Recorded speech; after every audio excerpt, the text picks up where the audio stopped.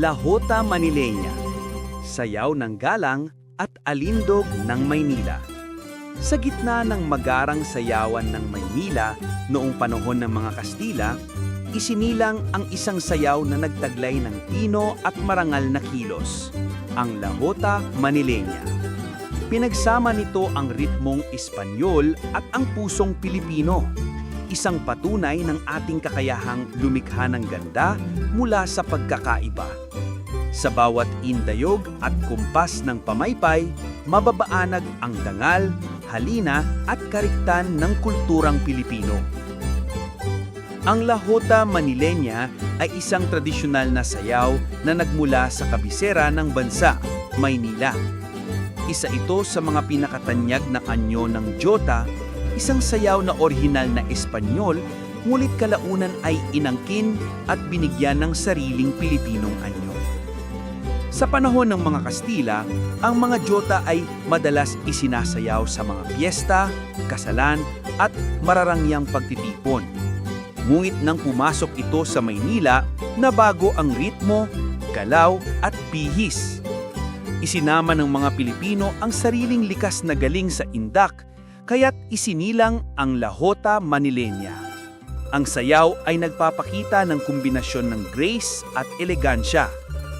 Ang mga kababaiha ay karaniwang may hawak na pamaypay o panyo, samantalang ang mga kalalakihan ay gumagamit ng sombrero bilang bahagi ng kanilang galaw.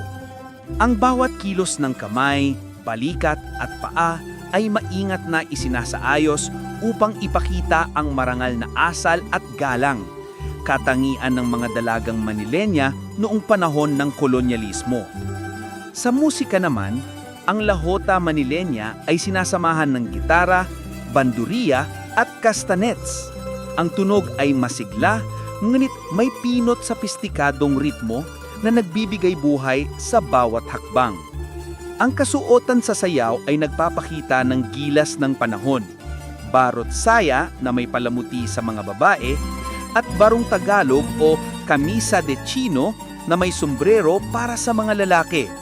Ito ay nagpapakita ng kagandahan at dangal ng kulturang Pilipino kahit sa ilalim ng impluensya ng Espanya. Ang mga hakbang ay karaniwang may pag-indayog ng balakang, pagyuko ng ulo, at marahang pagtapik ng paa. Ang ritmo ay naglalaman ng paso doble at waltz na pinino upang tumugma sa katutubong panlasa ng mga Pilipino. Sa kasalukuyan, ang Lahota Manileña ay madalas na ipinapakita sa mga kompetisyon, cultural shows at eskwelahan bilang simbolo ng kahusayan at pagkakakilanlan ng mga Maynileño. Ang sayaw ay nagsisilbing paalala na kahit sa panahon ng pananakop, nanatiling malikhain at mapanlikha ang mga Pilipino, kayang pag-isahin ang banyaga at katutubo upang makabuo ng kakaibang sining.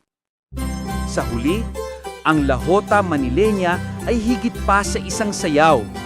Ito ay isang salamin ng ating kasaysayan, kung paanong ang pagiging Pilipino ay nagmumula sa kakayahang magtaglay ng alindog, dangal at malikhaing spirito sa bitna ng pagbabago. Ang elegansya ng Pilipinong sayaw.